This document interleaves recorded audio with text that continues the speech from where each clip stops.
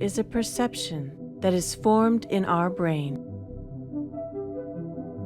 Color Wheels is a light art installation created as a perceptual instrument to investigate the experience of color and light through temporal, luminous color arrangements. It draws its initial inspiration from the enthralling history of color research. An emblematic form of this process has been the color wheel and its many interpretations.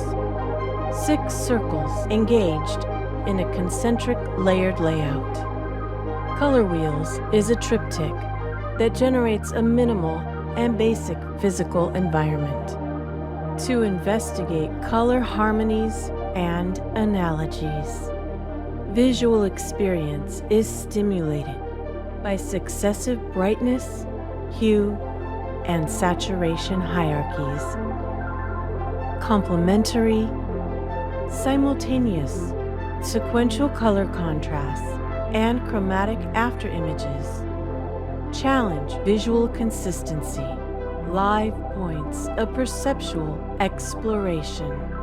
Color Wheels revisits our relationship to light and color.